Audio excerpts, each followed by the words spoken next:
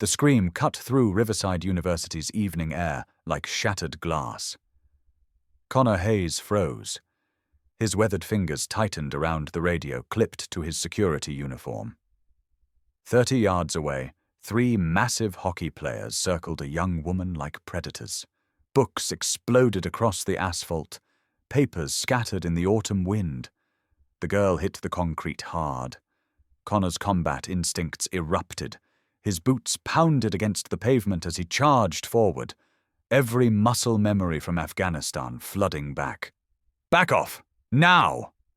His voice carried the authority of a man who'd faced real enemies.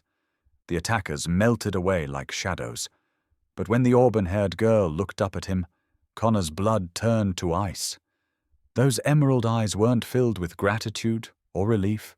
They held recognition, as if she'd been expecting him all along. The designer laptop clutched in her trembling hands, the pristine textbooks worth more than his monthly salary. Everything screamed wealth and privilege. Yet something darker lurked beneath her polished surface, something that whispered this wasn't random at all. Connor extended his calloused hand to help her up, noting how she flinched slightly before accepting his assistance. "You hurt?" he asked, his voice softer now, paternal instincts kicking in. The girl dusted off her expensive jeans with practiced grace, movements too refined for a typical college freshman. "Thank you," she whispered, her voice carrying an accent that spoke of private tutors and finishing schools. "I'm fine." But she wasn't fine. Connor could see it in the way her shoulders tensed, the way her eyes darted toward the dormitory buildings, as if calculating escape routes. "Those boys give you trouble before?" Connor asked, gathering her scattered papers. Philosophy textbooks, advanced literature, impressive reading for someone barely out of high school. Her laptop screen displayed what looked like a business proposal, far too sophisticated for undergraduate coursework. "Sometimes," she admitted, avoiding his gaze. "I'm different from the other students here." Different was an understatement. Everything about her screamed money and careful cultivation, yet here she was at a state university, apparently alone and vulnerable. Connor had seen enough scared kids in his 3 years working campus security to recognize the signs. But this girl was different. The way she held herself, the quality of her clothing, even the way she spoke, it all suggested a background that didn't match her current circumstances. "What's your name?" he asked gently. "Zoe," she replied after a moment's hesitation. Just Zoe. No last name, no elaboration. Another red flag in Connor's mental catalogue. As he walked her toward the dormitories, Connor found himself studying her profile. High cheekbones, perfect posture, an air of breeding that money couldn't buy, only generations of privilege could create. Yet there was something fragile about her, something that reminded him of his own daughter Harper's struggles with fitting in. "You know," he said carefully. "If those boys bother you again, you can find me. Connor Hayes, Night Security, Radio Channel 7. Zoe nodded, then surprised him by asking, "Do you have children, Mr. Hayes?" The question caught him off guard. "One daughter. 19, just like you, I'd guess." Something shifted in Zoe's expression, a flash of longing so brief he almost missed it. "She's lucky," Zoe said quietly, "having a father who protects people." There was weight behind those words, a story Connor sensed she wasn't ready to tell. As they reached her dormitory, she turned back once, those emerald eyes studying him with an intensity that made his skin crawl. Not in a bad way, but in the way that told him this encounter would change things. He just didn't know how yet. Connor's radio crackled to life as he watched Zoe disappear into the building. "Unit 7, status report." His supervisor's voice cut through the evening air. "All clear, dispatch. Minor disturbance resolved." But even as he spoke the words, Connor knew nothing about this was minor. The way Zoe had looked at him, The expensive items she carried so casually, the careful way she'd answered his questions, it all added up to something he couldn't quite grasp. Something that would keep him awake long after his shift ended. The next evening brought Connor back to his routine patrol, but his mind kept drifting to the auburn-haired girl. Harper had texted earlier about struggling with her psychology coursework, another reminder of how hard college could be for kids trying to find their place. At 42, Connor understood loneliness better than most. 3 years since Margaret's death, 3 years of raising Harper alone while trying to keep his own demons at bay. The night security job paid enough to cover their modest apartment and Harper's therapy sessions. Barely. Some days he wondered if he was doing right by his daughter, if she needed more than a broke ex-soldier could provide. His thoughts scattered when he spotted a familiar figure in the library's 24-hour study area. Zoe sat alone at a corner table, surrounded by textbooks that seemed far too advanced for freshman coursework. Business law, international economics, strategic management. The kind of books Connor had seen in his brief stint as a corporate security consultant. Books that cost hundreds of dollars each. Through the glass, he watched her take notes in what looked like perfect calligraphy, every letter formed with the precision of someone who'd had expensive education. Connor found himself pushing through the library doors, drawn by something he couldn't name. Maybe it was the way she sat so perfectly straight, or how she glanced nervously toward the entrance every few minutes. Maybe it was simply that she reminded him of Harper in her more vulnerable moments. "Late night studying?" he asked, approaching her table with careful steps. Zoe looked up, and for a moment her carefully controlled expression cracked. Relief flooded her features before she caught herself. "I prefer the quiet hours," she said, gesturing to the empty library around them. "Less crowded." The way she said it suggested she meant more than just physical space. Connor glanced at her textbooks again, noting titles that would challenge graduate students. "Heavy reading for a freshman," he observed. Zoe's hand moved protectively over her notes, but not before Connor caught glimpses of what looked like business correspondence. Professional letterhead, legal terminology, numbers with too many zeros. "I've always been ahead academically," Zoe said carefully. "My mother insisted on rigorous preparation." The way she said "mother" carried weight, formality that spoke of relationships built on expectations rather than warmth. Connor found himself wondering what kind of family produced a girl like this. Brilliant, polished, yet somehow desperately lonely. "Your father in business?" he asked casually.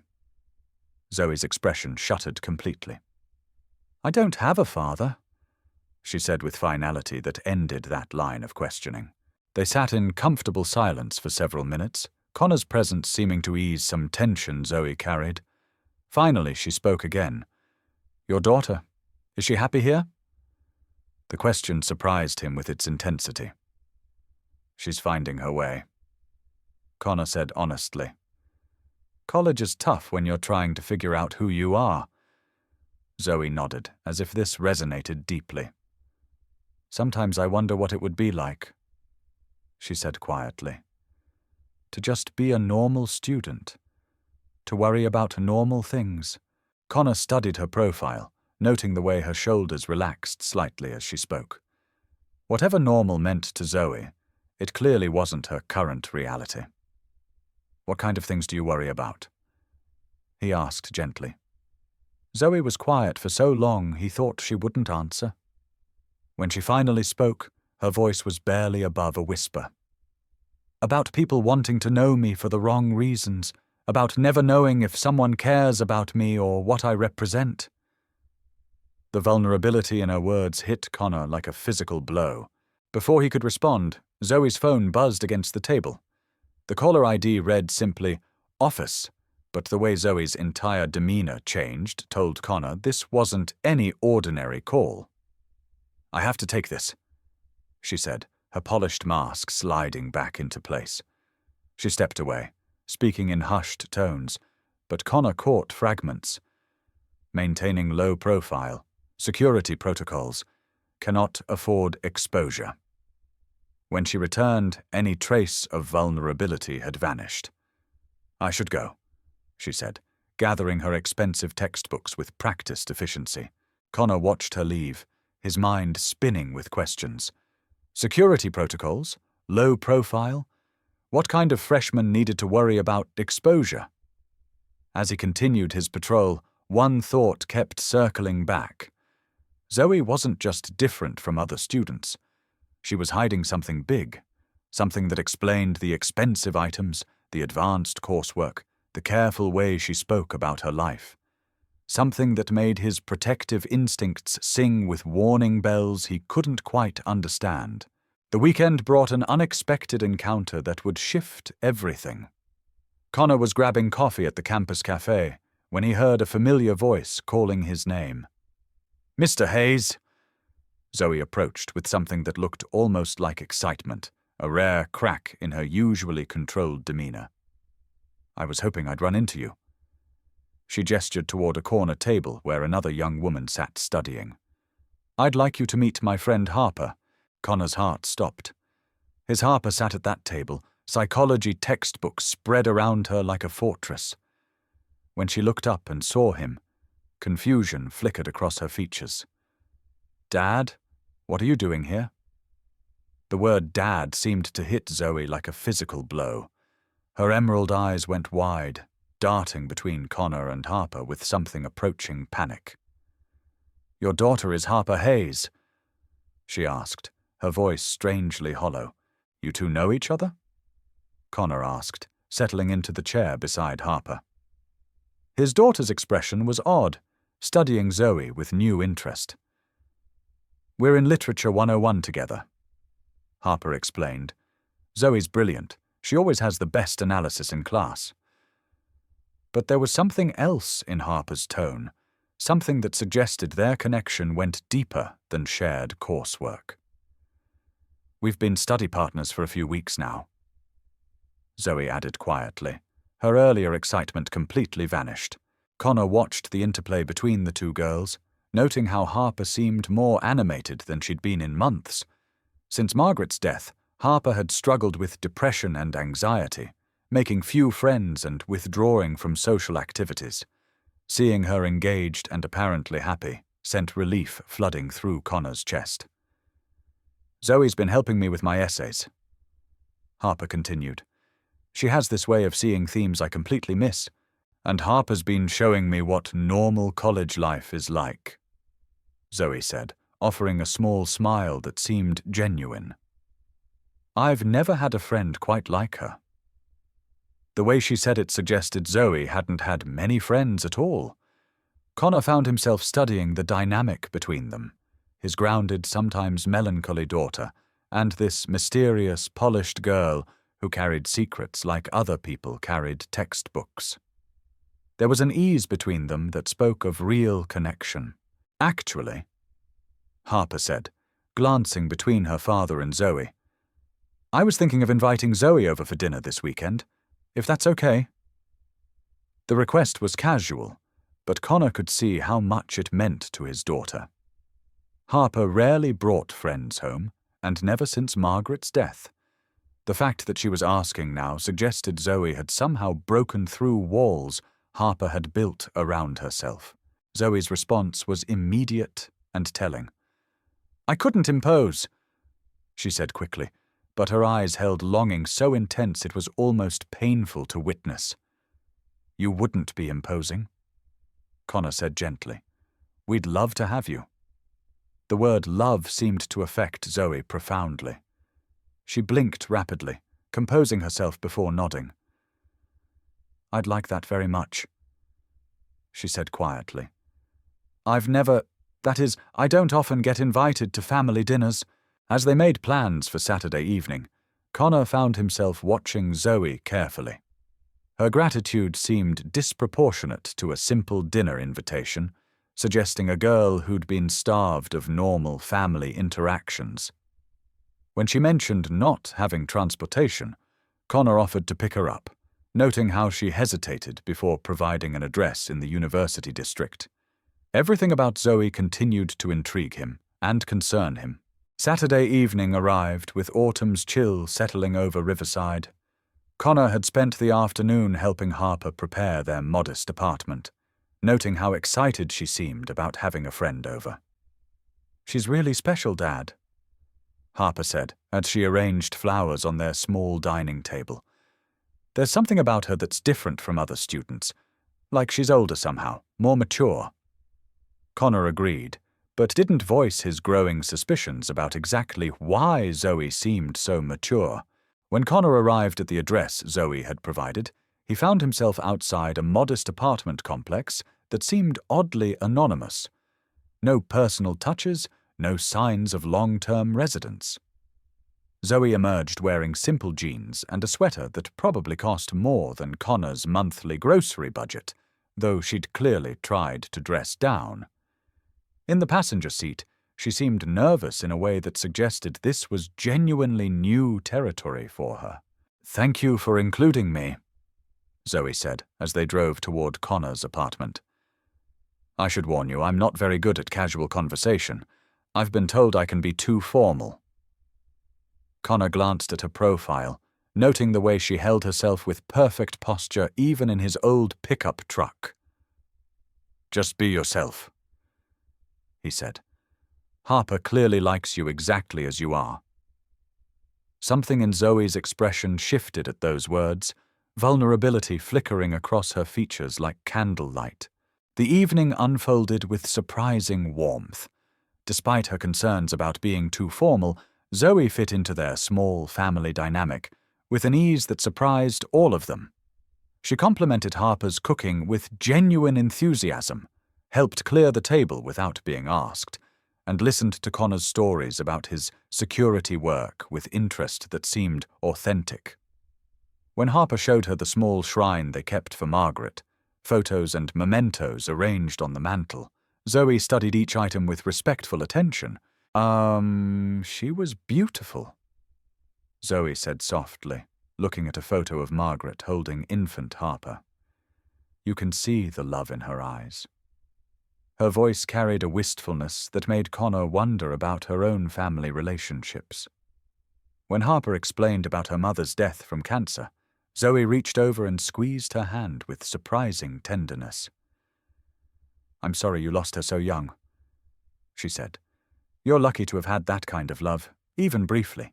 The way Zoe spoke about love suggested she had little personal experience with the unconditional variety.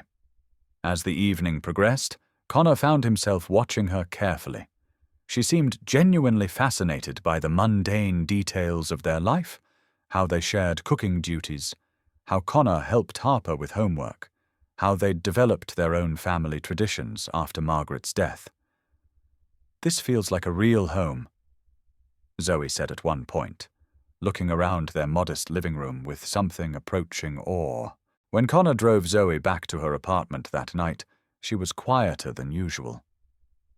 "Thank you," she said before getting out of the truck, "for treating me like family." The words carried weight that suggested such treatment was rare in her experience. As Connor watched her walk toward the anonymous apartment building, he found himself wondering what kind of life had taught a 19-year-old girl to be so grateful for simple human kindness. The following weeks brought a pattern that filled Connor with both happiness and concern.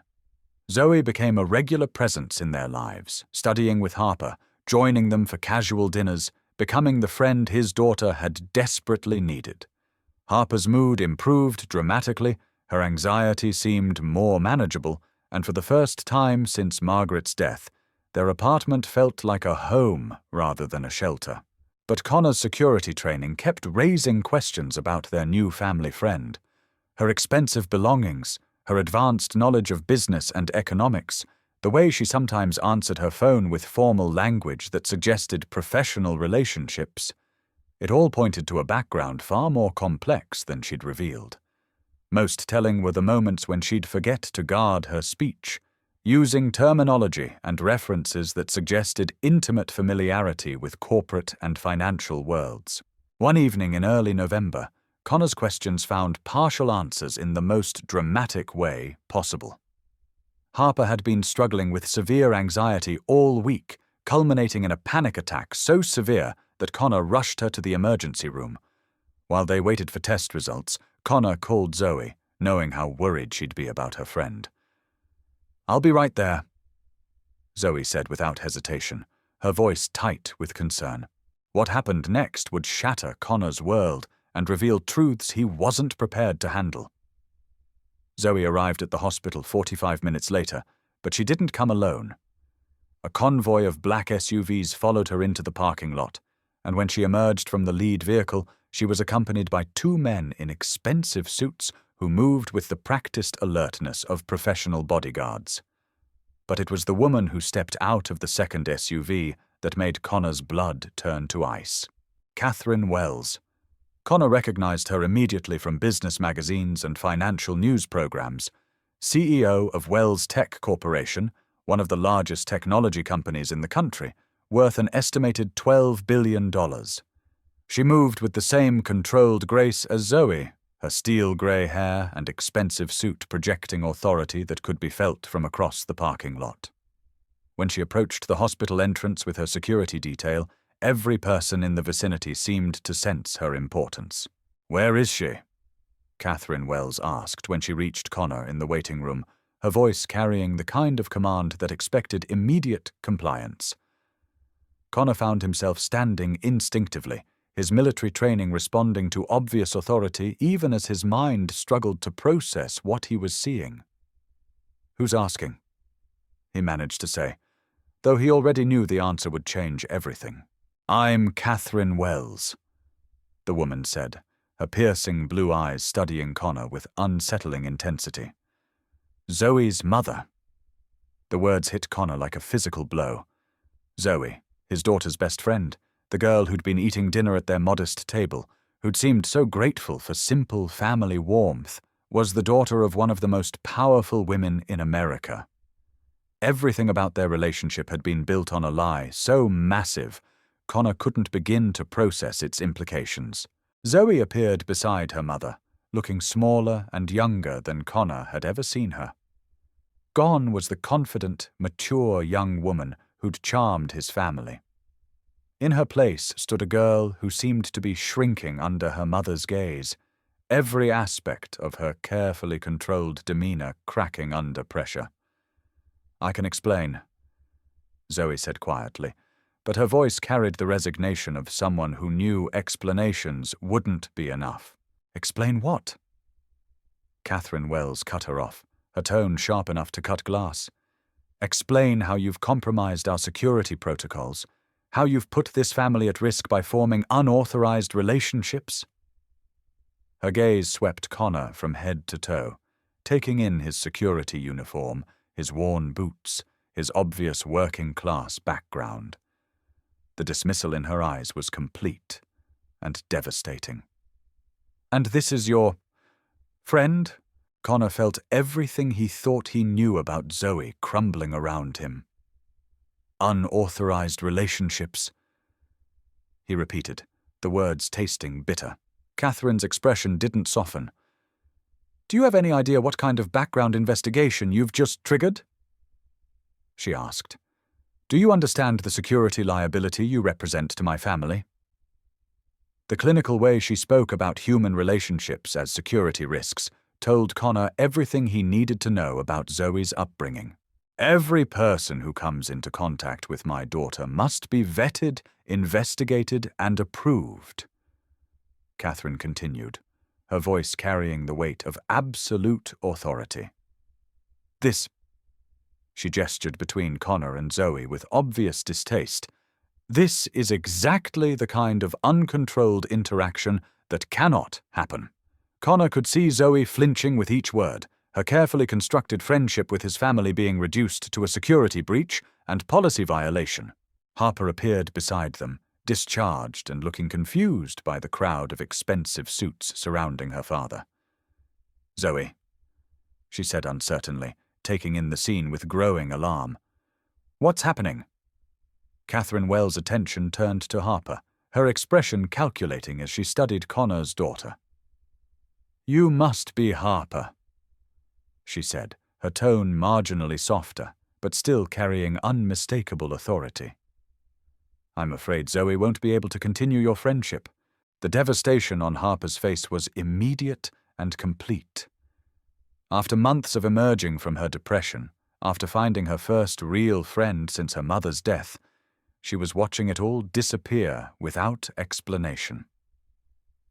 "I don't understand," Harper said, looking between Zoe and the imposing woman who'd apparently materialized to destroy her happiness. "Zoe, what's going on?" Zoe looked trapped between her mother's expectations and her genuine care for Harper. "I'm sorry," she whispered, tears threatening to spill over. "I never meant for this to happen." Catherine Wells placed a firm hand on her daughter's shoulder, a gesture that looked supportive, but carried the weight of absolute control. "We're leaving," she announced. "Tonight.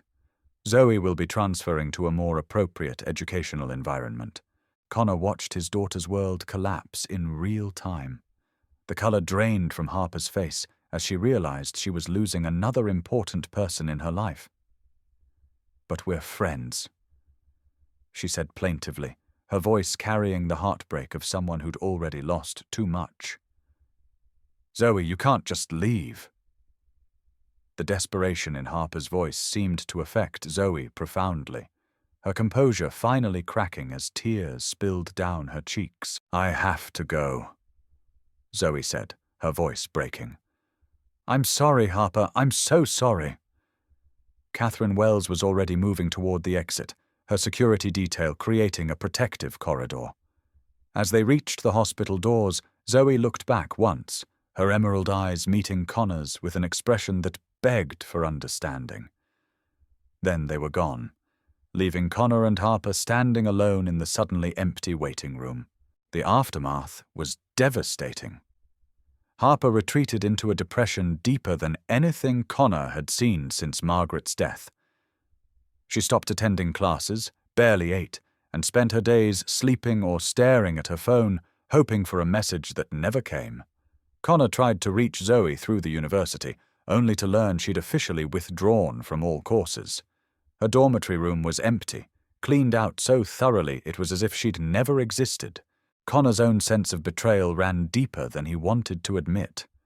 Over the weeks since meeting Zoe, he'd begun to feel something he hadn't experienced since Margaret's death, the possibility of expanding their small family, of finding happiness beyond mere survival. He'd started to imagine a future that included Zoe's brightness, her obvious care for Harper, maybe even something deeper between himself and the mysterious young woman who'd brought such warmth into their lives. Now he understood it had all been an illusion. Zoe wasn't the struggling student he'd imagined, grateful for their modest family warmth. She was the daughter of a billionaire, slumming among ordinary people until her real life reclaimed her. Every dinner they'd shared, every conversation about normal college experiences, every moment of apparent vulnerability, all of it had been performance by someone whose actual life was beyond his comprehension. The worst part was watching Harper suffer. She'd lost her mother to cancer, and now her best friend to circumstances beyond her control. Connor tried to explain what little he understood about Zoe's situation, but how could he make a 19-year-old understand the complexities of wealth and security when he barely grasped them himself? "She said she cared about me," Harper whispered one night, curled up on the couch they'd shared with Zoe so many times. "How do you just leave someone you care about?" Connor had no answer because he was struggling with the same question. If Zoe's feelings for their family had been genuine, how could she simply vanish without explanation? If their friendship had meant anything to her, wouldn't she have found a way to maintain contact? The silence was deafening and absolute, suggesting that everything they'd shared had meant far less to Zoe than it had to them.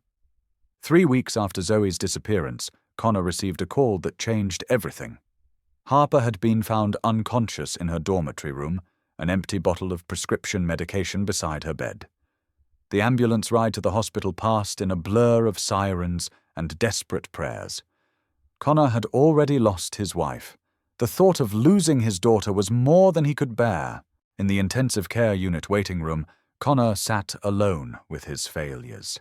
He'd been so focused on his own pain over Zoe's deception that he'd failed to see how deeply Harper was struggling. His daughter had needed professional help, not his assurances that things would get better.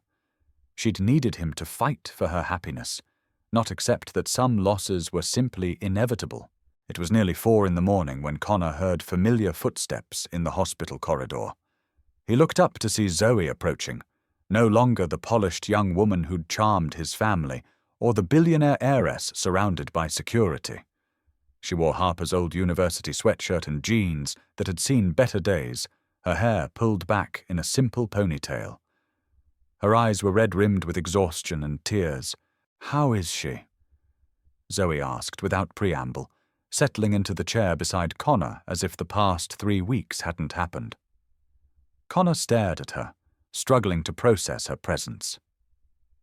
"How did you even know?" he asked. Zoe's expression crumpled slightly. "I've been monitoring social media, hospital records, anything I could access to keep track of how you both were doing. When I saw the ambulance report—" She couldn't finish the sentence. "You've been watching us?" Connor asked, not sure whether to feel comforted or disturbed by this revelation.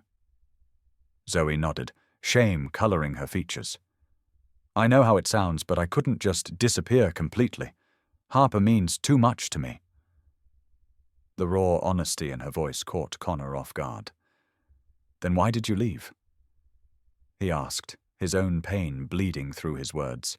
Zoe was quiet for a long moment, staring at her hands folded in her lap. When she finally spoke, her voice was barely above a whisper.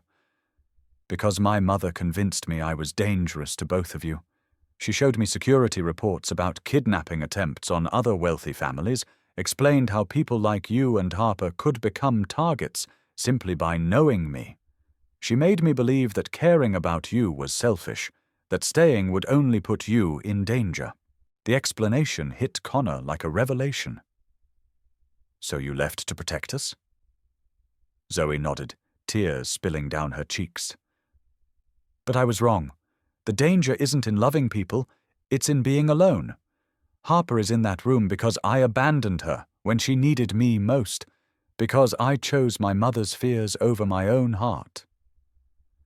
Her voice broke completely on the last words.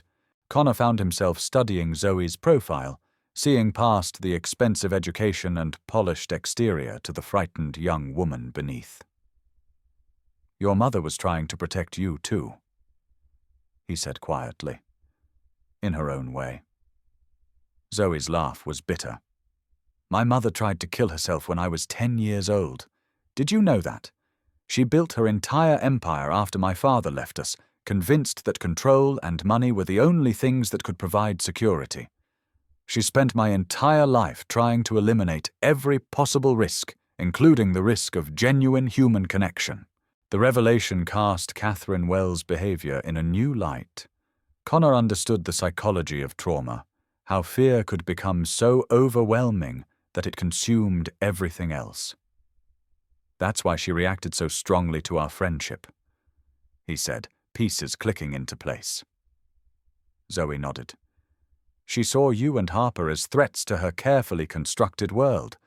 But more than that, she saw how happy I was with your family, and it terrified her." "Because happiness meant vulnerability?" Connor asked. "Because happiness meant I might choose something other than the life she'd planned for me," Zoe corrected. "She spent billions of dollars creating a fortress around me, but what she really built was a prison. I just didn't realize it until I experienced what real family felt like." Her words carried the weight of someone who'd finally understood the difference between protection and suffocation. They sat in silence for several minutes, the weight of revelation settling between them. Finally, Connor spoke. What happens now? Zoe's expression hardened with determination he'd never seen before. Now I make a choice. I'm 19 years old, legally an adult, and I'm tired of living my life according to my mother's fears. I want to be here for Harper. I want to be part of your family if you'll have me. The offer was everything Connor had wanted during those weeks of silence, but it came with complications he couldn't ignore. Your mother won't just accept this, he warned. Zoe's smile was grim. My mother is about to learn that some things are more important than security protocols. Harper is fighting for her life in there because I wasn't brave enough to fight for our friendship. I won't make that mistake again. When Harper finally regained consciousness 18 hours later, the first face she saw was Zoe's. You came back, Harper whispered, her voice hoarse from the medical procedures. Zoe gripped her hand tightly, tears streaming down her face. I never should have left. I'm so sorry, Harper. I'm so sorry. Harper's response was immediate and fierce. Don't leave again. Please don't leave again. The reunion was interrupted by the arrival of Catherine Wells and her security team. Connor watched the CEO's face as she took in the scene, her daughter holding the hand of the girl who'd nearly died, both of them crying with relief and joy. For a moment, Catherine's carefully controlled expression cracked, revealing something that might have been understanding. Then her mask slipped back into place. Zoe, Catherine said quietly. We need to talk. But for the first time in her life, Zoe didn't immediately comply with her mother's request. Later, she said, without looking away from Harper. Right now, my friend needs me. The word friend was delivered with emphasis that made it clear Zoe wasn't backing down from her choices. Connor found himself face to face with Catherine Wells in the hospital corridor, two parents trying to navigate an impossible situation. She's not going to come with you, Connor said quietly. Catherine's expression was unreadable. I'm beginning to understand that, she replied. The question is whether you understand what you're asking for. The security risks, the media attention, the complications that come with being connected to our family. I understand that your daughter saved mine, Connor said. I understand that Harper has been happier with Zoe in her life than she's been since her mother died. Everything else is just details we'll figure out as we go. Catherine studied him for a long moment, a businesswoman's instincts clearly evaluating his sincerity and resolve. You have no idea what you're signing up for, Catherine said finally. But perhaps... She paused, something shifting in her expression. Perhaps Zoe has been right about needing something I can't provide. The admission seemed to cost her, but it also suggested a mother capable of putting her daughter's needs above her own fears. The conversation was interrupted by the arrival of a doctor with Harper's discharge papers. As they prepared to leave the hospital, Catherine made an unexpected announcement. Zoe will return to Riverside University to complete her education. Security will be discreet but present, and... She looked directly at Connor. I'd like to discuss establishing a scholarship fund for students like Harper, students who've overcome significant personal challenges. The offer was clearly Catherine's way of acknowledging the value Connor and Harper had brought to her daughter's life. It was also, Connor realized, her way of trying to build bridges rather than walls. That's generous, he said carefully. But we don't need charity. Catherine's smile was the first genuine expression he'd seen from her. It wouldn't be charity. It would be an investment in the kind of community that's been good for my daughter. 6 months later, spring had settled over Riverside with the promise of new beginnings. Harper had returned to her classes with the support of enhanced counseling services and had become an advocate for mental health awareness on campus. Her recovery wasn't complete. Healing from trauma never was. But she'd learned to reach out for help instead of suffering in silence. Zoe had also returned to Riverside, but her experience was different now. She still carried herself with the grace her upbringing had instilled, but there was a lightness to her that hadn't existed before. She'd learned to be just Zoe, not the Wells heiress with all the expectations and restrictions that identity carried. Her relationship with her mother remained complicated, but was slowly improving through family therapy sessions. Connor continued his work in campus security, but Catherine Wells had also funded a new position for him, coordinator of student safety and mental health initiatives. It was work that used his protective instincts and military training while addressing the kinds of challenges students like Harper faced. The irony wasn't lost on him that his connection to the Wells family had opened doors he'd never imagined walking through. The evening sun cast long shadows across the campus as Connor finished his patrol. In the distance, he could see Harper and Zoe studying together on the quad, their heads bent over textbooks, occasionally laughing at something one of them had written. The sight filled him with the kind of contentment he'd thought was lost forever when Margaret died. His radio crackled with routine updates from other security personnel, but Connor barely heard them. He was thinking about the phone conversation he'd had with Catherine Wells earlier that week. She'd called to discuss funding for additional mental health resources, but their conversation had drifted to more personal topics.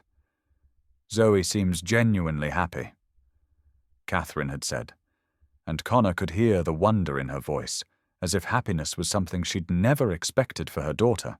"She's found her place here," Connor had replied, "with people who care about her for who she is, not what she represents." There had been a long pause before Catherine responded. "I'm beginning to understand the difference. It's taken me 50 years to learn what you've known all along, that love doesn't require control." The admission had cost her, but it also marked how far they'd all traveled from that night in the hospital. As Connor walked toward his truck, he saw Catherine's discreet security team maintaining their perimeter around campus. The compromise they'd reached wasn't perfect, but it acknowledged both the genuine security concerns of the Wells family and Zoe's need for authentic relationships. Some battles were worth fighting, and some victories were measured in small freedoms rather than complete independence. Harper appeared beside him as he reached the parking lot, her backpack slung over one shoulder, her expression more peaceful than it had been in months. "Ready to head home?" she asked, falling into step beside him. Connor nodded, noting how naturally she'd started referring to their apartment as home again. For months after Zoe's disappearance, Harper had spoken of their living space as just the place where they slept. "Zoe's coming for dinner tomorrow," Harper mentioned as they climbed into Connor's truck. "She wants to try making that pasta dish Mom used to make." The casual mention of Margaret no longer carried the sharp edge of grief it once had. Time and healing had softened those memories into something that could be shared rather than protected.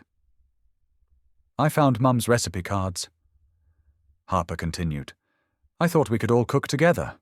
The drive home passed in comfortable silence, both of them lost in their own thoughts. Connor found himself reflecting on how dramatically their lives had changed since that evening when he'd heard Zoe's scream across the campus parking lot. He'd intervened to protect a stranger, never imagining that act would lead to the expansion of their small family, and a kind of happiness he'd stopped believing was possible. At home, Harper disappeared into her room to continue studying, while Connor sat on their small balcony, watching the sunset over Riverside. His phone buzzed with a text from Zoe. "Thank you for not giving up on me. See you tomorrow." The message was simple, but it carried the weight of everything they'd been through together. The deception, the revelation, the separation, and the choice to rebuild something stronger than what they'd lost. Connor typed back, "Family doesn't give up on family." As he hit send, he realized the truth of those words. They'd become a family not through blood or marriage, but through the conscious choice to show up for each other despite the complications and challenges that choice brought. It wasn't the family any of them had planned, but it was the family they'd chosen. The evening air carried the sounds of college life, distant music, laughter, the hum of young people figuring out their futures. Connor closed his eyes and let the sounds wash over him, thinking about Margaret and how she would have loved Zoe's fierce loyalty to Harper. His wife had always believed that love expanded rather than diminished when it was shared, that opening your heart to new people didn't mean forgetting those you'd lost. Tomorrow would bring new challenges. There would always be security concerns to navigate, media attention to manage, and the complex dynamics of a relationship between families from vastly different worlds. But tonight, Connor felt something he hadn't experienced in years, complete peace with his choices and genuine excitement about the future they were building together. As darkness settled over Riverside, lights began to flicker on in dormitory windows and apartment buildings throughout the college town. Each light represented someone's story. Someone struggled to find their place in the world. Connor thought about all the students who felt lost or alone, who carried secrets or struggled with challenges that seemed insurmountable. Maybe tomorrow one of them would need help, and maybe Connor would be there to offer it. Inside the apartment, Harper was settling down for the night, her anxiety managed by medication and therapy, but also by the knowledge that she wasn't facing her challenges alone. Across town, Zoe was probably reviewing her coursework, but also texting with friends and planning weekend activities like any normal college student. And somewhere in a corporate boardroom or luxury hotel, Catherine Wells was learning to balance her protective instincts with her daughter's need for authentic relationships. They were all different than they'd been 6 months ago, changed by loss and discovery, by the risk of loving people whose lives didn't fit into neat categories. Connor understood now that some of the best things in life came from unexpected places, from moments when you chose to help a stranger or open your door to someone who needed what you had to offer. The last thing Connor saw before heading inside was a shooting star streaking across the clear Colorado sky. He didn't make a wish. He didn't need to. Everything he dared to hope for was already here, imperfect and complicated, but real in a way that security protocols and corporate strategies could never replicate. Tomorrow would bring new adventures for their unlikely family, and Connor was ready for all of them.